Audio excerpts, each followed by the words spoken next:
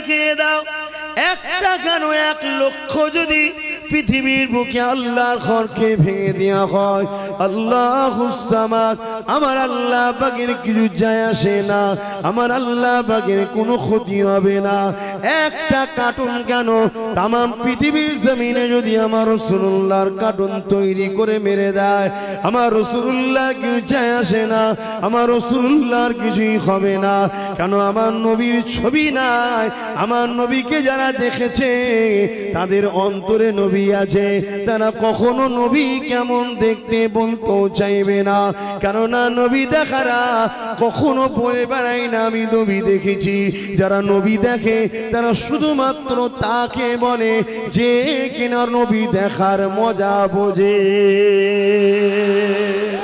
যুবকেরা তরুণেরা সমস্যা তোমার আমার হবে কিয়ামতের দিনে দেখি হবে উপায় ওই দিনে কেউ তো কারো হবে না আদম সফিউল্লাহ বলবে নফসি নফসি মুসা কালিমুল্লাহ বলবে নফসি নফসি ঈসা রূহুল্লাহ বলবে নফসি নফসি সমস্ত নবীরা বলবে নফসি নফসি ওই দিনে তোমার আমার কি হবে উপায় ওই দিনে তো কেউ কারো হবে না ওই দিনে শুধুমাত্র একজনের জবান দিয়ে বেরোবে ইয়া রাব্বি খাবলি ইয়া উম্মতি ইয়া উম্মতি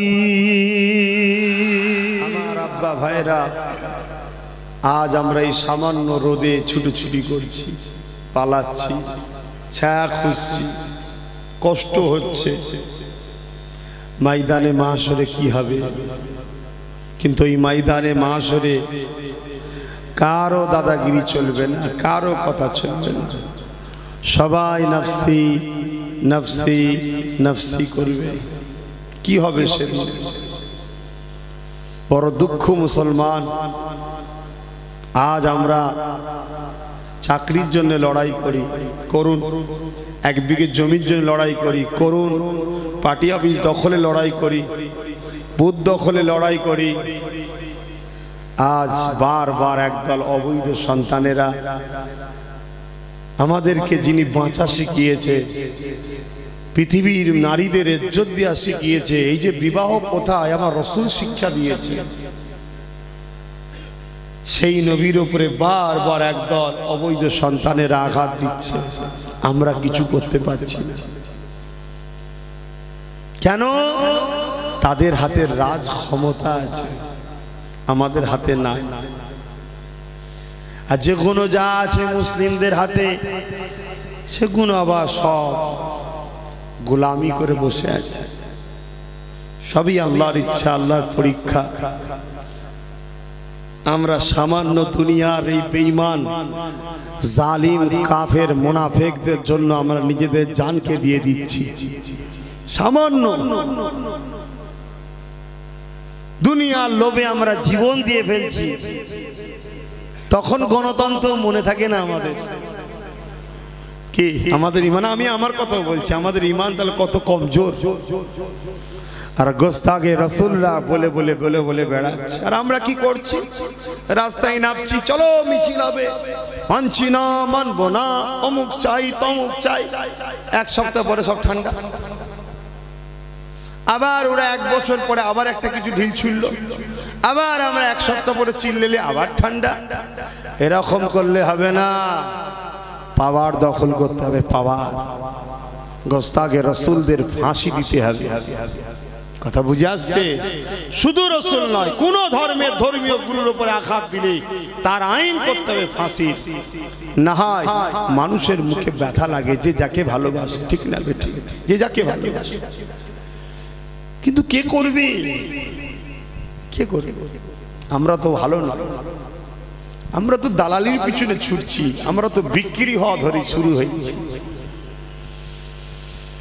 তবে মনে রেখে দেবেন ময়দানে মানুষের সবাইকে দাঁড়াতে হবে আল্লাহ পাক সবার কাছে হিসাবটা নেবে এই ময়দানে মাশরে কেউ তোমার আমার হবে না বাপ ছেলের হবে না ছেলে বাপের হবে না মা মেয়ের হবে না, মেয়ে মায়ের হবে না, স্বামী স্ত্রীর হবে না, স্ত্রী স্বামীর হবে না।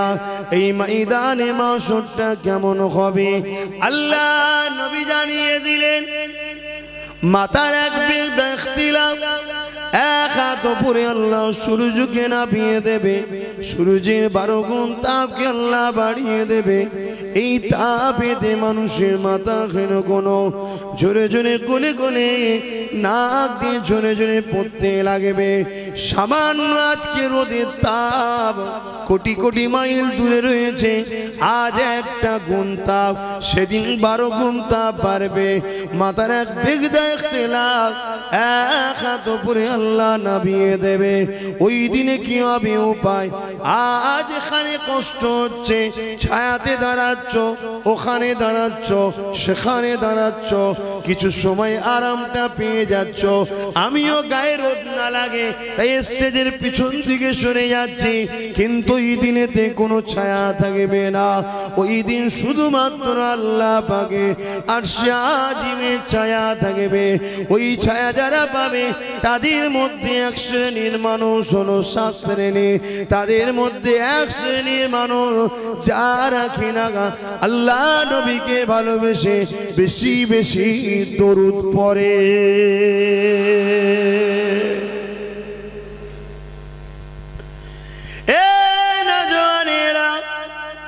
ওই দিনে তোমার আমার কি হবে উপায়? আজ যদি এখনই খবর এসে যায় অমুক কিলামটা ভাঙা হচ্ছে, ছুটে যাবে। আজ যদি বলা হয় অমুক এলাকায় পার্টি হবে, দখল হচ্ছে, ছুটে যাবে। কিন্তু কখনো কি ভেবেছো তোমার এলাকার এয়ারপোর্টের মসজিদটা ভাঙার চক্রান্ত করছে, ওটাকে বাঁচাবার জন্যে কখনো কি ভেবেছো এমন নেতা বানাবো যার দ্বারা আমার আল্লাহর ঘরটা যেন বেউজ্জতি না হয়? কখনো এই স্বপ্ন তো দেখলে না। এমন স্বপ্ন দেখলে যারা তোমাদের 500 টাকা দিল আর তোমাদের অস্তিত্বকে মিটিয়ে দিল, তাদের পিছনে ছুটতে লাগলে। এ যুবকেরা শুনে রেখে দাও, একটা কেন 1 লক্ষ যদি পৃথিবীর বুকে আল্লাহর ঘরকে ভেঙে দেওয়া হয়, আল্লাহুস সামাদ, আমার আল্লাহ পাকের কিছু যায় আসে না, আমার আল্লাহ পাকের কোনো ক্ষতি হবে না। একটা কার্টুন কেন তামাম পৃথিবীর জমিনে যদি আমার রাসূলুল্লাহর কার্টুন তৈরি করে মেরে দেয়, আমার রাসূলুল্লাহ কিছু যায় আসে না, আমার রাসূলুল্লাহর কিছুই হবে না। কেন? আমার নবীর ছবি নাই। আমার নবীকে যারা দেখেছে তাদের অন্তরে নবী আছে, তারা কখনো নবী কেমন দেখতে বলতেও চাইবে না। কেননা নবী দেখারা কখনো বলে বেড়ায় না আমি নবী দেখেছি। যারা নবী দেখে তারা শুধুমাত্র তাকে বলে যে কিনা নবী দেখার মজা বোঝে।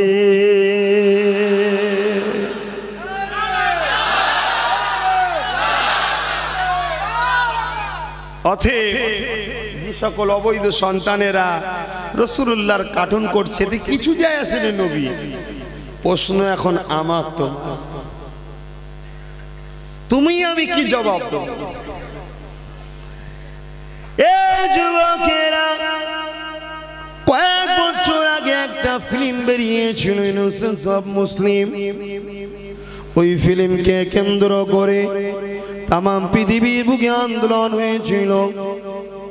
কিন্তু আন্দোলনের পরে দেখা যায় যে সিনেমা হলে প্রথম ফিল্মটা শো দেখিয়েছিল, ওই সিনেমা হলটা আন্দোলনের পরে অটোমেটিক আল্লাহর হুকুমে ভূমিকম্পে ভেঙে যায়। আমার প্রশ্ন এই জায়গায়, যখন দেখাতে চেয়েছিল সেই দিনেই তো ভেঙে গেলে মিটে যেত, এত আন্দোলনের প্রয়োজন ছিল না। যে 4 জন ফিল্ম বার করিয়েছিল, কয়েক বছর পরে দেখা যায় তাদের ফাঁসির অর্ডার হয়ে যায়, ফাঁসি হয়ে যায়। কি দরকার ছিল? যখন ফিল্ম তৈরি করছিল তখনও তুই আল্লাহ পারত তার ব্রেনকে হ্যামারেজ করে দিতে, ব্রেনের ডিফেক্ট করে দিতে পারত, কেন করলো না? এই যুবকেরা, তরুণেরা, শয়তান আল্লাহ পাঠায়, ফিরআউনকে আল্লাহ পাঠিয়েছে, নমরুদকে আল্লাহ পাঠিয়েছে, আবু জেহেলকে আল্লাহ পাঠিয়েছে, এমন করে দাজ্জাল আল্লাহ পাখি পাঠাবে। শুধুমাত্র তুমি আমি যে বলি আল্লাহ তোমায় ভালোবাসে, রসুল আপনাকে ভালোবাসে, এই ভালোবাসার পরীক্ষা নিবার জন্যে আল্লাহ পাক এই সকল শয়তানকে পাঠায়। আমরা যদি মনের ব্যথা নিয়ে আজ গণতান্ত্রিক দেশে এই যে আওয়াজ তুলছি, এই যে চিৎকার দিচ্ছি, মনের দুঃখের কথা বলছি, হতে পারে আমাদের গুনাহ আল্লাহ পাক এই আন্দোলনের বিনিময়ে মাফ করে দিতে পারে। এ যুবকেরা আজ যারা আমার রসুলের কার্টুন তৈরি করেছে, অবশ্যই তাদের বিচার হবে খুব শিগগিরই দেখবেন। কিন্তু আজ পৃথিবী জুড়ে আমার রসুলের আশিকরা রাস্তায় নেমে আন্দোলন করছে, কিন্তু আজ বাংলার মুসলমান, আজ ভারতের মুসলমান এতটা আমরা নিরুপায় হয়ে গেছি যে আজ আমরা রাস্তায় পর্যন্ত নামার সাহস নাই। আছে ঠিক দেখে দেখে দেখে দেখে দেখে দেখে কারা কারা পারমিশন নিতে গেছিল, দেখ তো মিথ্যা কেসে ঢুকিয়ে দেবে। ঠিক না বেঠিক? আমি পারি না নাবাতে, তোমাদেরকে ডাকলে যাবে না, যাবে না, কিন্তু আমি নাবাচ্ছি না কেন বলো তো? ঠিক ক্যামেরা করবে, করে করে করে করে অন্য অন্য কেসে, সেই ওই পাড়ায় কেউ মারপিট হবে, এই পাড়ায় যে রাস্তায় নেমেছিল ওর নামে কেস দেবে। তাহলে হুজুর কেসের ভয়ে কি ঘরে ঢুকে যাব? না, কেসের ভয়ে ঘরে ঢুকবো না। আমার কাছে কথা হচ্ছে গুড়া সমেত তুলে ফেলতে হবে, গুড়া সমেত। এখানে চিল্লে রাস্তায় নেবে, যে প্রতিবাদটা করা যাবে এই মাঠে দাঁড়িয়েও সেই প্রতিবাদটাই হচ্ছে, এইটুকুতে থাক।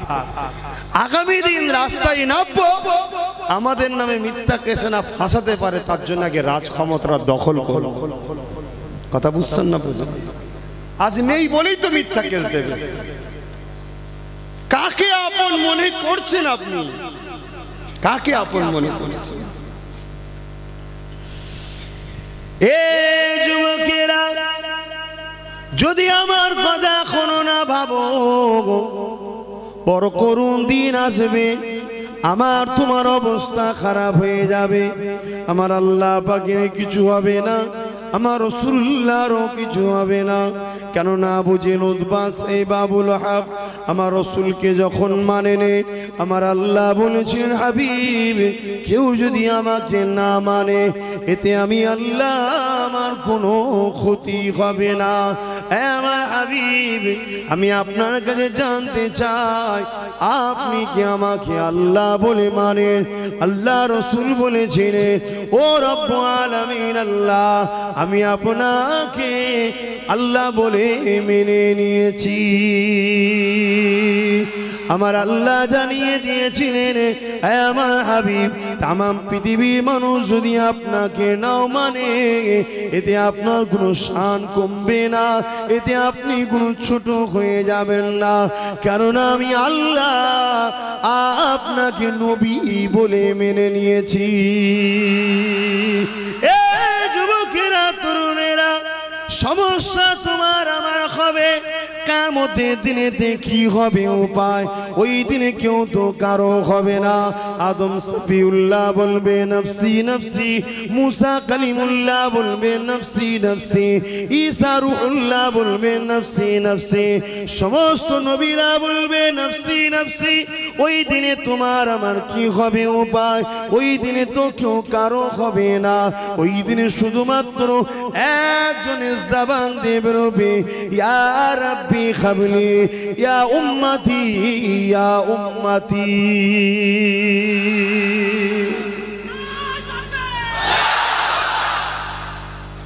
সেই দিন কোন মুখে নবীর কাছে শাফাআত চাইবে? কোন মুখে সেদিন রাসূলের কাছে শাফাআত চাইবে যে হুজুর আমার শাফাআত করুন? আজ আমাদের ঈমান কত কমজোর দেখুন। সামান্য জেলের ভয়ে আমরা পিছিয়ে গেছি। কথা বুঝছেন না? আমি পিছাইনি ভাই, আমি পিছাইনি। আব্বাস সিদ্দিকীকে যারা ভালোবাসে তাদের উপর টার্গেট করা হয়েছে, অন্য কিছু না। তাই আমি একটু ঠান্ডা মাথায় কাজ করছি। কথা শুনছেন না? আমি পিছাবার ছেলে না, কেন এ জান আমার নয়, এ জান রসুলের ওসিলাতে আমি পেয়েছি। অতএব একে খরচ রসুলের রাস্তাতেই করতে হবে। কিন্তু আমার কাছে কে যাচ্ছে তাকে টার্গেট করো, আমাকে কে দাওয়াত করছে তাকে টার্গেট করো, আমাকে দেখে কে হাসছে তার মানে ভালোবাসার মানুষ সালাম দিচ্ছে তাকে টার্গেট করো। আর এগুলো করানো হচ্ছে ভাই, এর মধ্যে আমার আপনজনরাই জড়িয়ে আছে। না এত সাহস এদের হতো না, এদের মেরে তবলা ঢিলো করে ফেলতাম একদিন আমি। কথা বলি ঘরে ঘরে ঝগড়া হয়ে যাবে তাই চুপ করে আছে। কথা বুঝছেন না? কেন গণতন্ত্রকে হত্যা করবে ছেড়ে দেওয়া যাবে না, ঘরে ঘরে ঝগড়া হয়ে যাবে। তাই সবর করে হেকমতে কাজ নিচ্ছি, তবে কিন্তু এটা বেশি দিন থাকবে না। রাত এলে অন্ধকার হয়ে আছে, বেশিক্ষণ অন্ধকার থাকবে না, একটা সময় ফজর আসবে, আস্তে আস্তে অন্ধকার কেটে যাবে। কি ঠিক না বেটি? সবর করো, ঠিক হবে। কিন্তু আমাদের অন্যায়টা রয়েছে, আমাদের দোষ অবশ্যই রয়েছে, ওইটাকে আমাদের খুঁজে বার করতে হবে। এই যুবকেরা, তরুণেরা, আজ কোথায় আমার নবীর কার্টুন তৈরি করেছে, ওটা আমাদের যেমন আঘাত দিয়েছে, আমরা যেমন বিরোধী তৈরি করছি, মোটেই কিন্তু ওটা রসুল নয়, কিন্তু তারা রসুলের অপমানের জন্য করতে চেয়েছে, তাই আমাদের গায়ে আঘাত লেগেছে, কষ্ট দিয়েছে। কারণ রসুল্লাহ আমাদেরকে বাঁচার রাস্তা দেখিয়েছে। যদি নবী না আসতো আজ আমরা কৃতদাস হয়ে থাকতাম, যদি নবী না আসতো মিথ্যা খোদার উপাসনা করে বেড়াতাম, নবী যদি না আসতো নিজেরা নিজেদের মায়ের সঙ্গে খারাপ কাজ করে বেড়াতাম, নবী যদি না আসতো নিজেরা নিজেদের পেটিগুলোকে জ্যান্ত পুঁতে দিতাম, নবী যদি না আসতো ধনীদের পায়ের তলার জুতো হয়ে আমাদের জীবনটা কেটে যেত, কোনো বাঁচার স্বাধীনতা থাকতো না। আরে আমিনার লাল আব্দুল্লাহ দুলাল আমাদেরকে বাঁচার রাস্তা দিয়েছে, তাই তিনার সামনে কিছু কথা বললে জান দিয়াকে পছন্দ করি, তিনার শানে বিয়াদবিকে পছন্দ করি না। ওটার যেমন বিরোধী করা দরকার আছে, কিন্তু সাথে সাথে আপনাদেরকে জানতে চাই, আমরাও তো আসামি, আমরাও তো অন্যায়কারী, আমরাই তো কখনো কাউকে কাউকে কাউকে ক্ষমতা দিয়েছি, তারা জিতে যাবার পরে তারা ক্ষমতায় এসে বলেছে মাদ্রাসায় নাকি জঙ্গি তৈরি হয়, মাদ্রাসা তো আমার নবীর ঘর, এটা কি নবীকে অপমান করা নয়? আবার আমরা ক্ষমতা দিয়েছি কাউকে, সেই ক্ষমতায় জিতে যাবার পরে আমার নবীর ঘরে তালা পর্যন্ত মেরে দিয়েছিল, এটা কি অপমান নয়? এর বেলাও যেমন প্রতিবাদ করতে হবে, ওর বেলাও তেমন প্রতিবাদ করতে হবে। দূরের লোক লাথি মারলে কষ্ট, আর কাছের লোক লাথি মারলে কষ্ট নাই, এই বিচারাটি করলে হবে না, ইমান একটা জায়গায় রাখতে হবে। এ যুবকেরা, গায়ের ইসলাম যদি আমার মসজিদকে অপমান করে যেমন আমার রাগ হওয়া দরকার, মুসলমান সেজেও যদি আমার মসজিদের সম্পদকে লুটে নেয় ওটাও রাগ হওয়া দরকার, তাই তো নাকি গো? কিন্তু আমরা তো অঙ্ক ভুল করছি, তাহলে আমরা তো ভালো নয়। কি গো, আজ খারাপ লাগছে কেন? এখন তো আজ ভালো মন্দ বাঁচতে শিখেছেন আপনারা।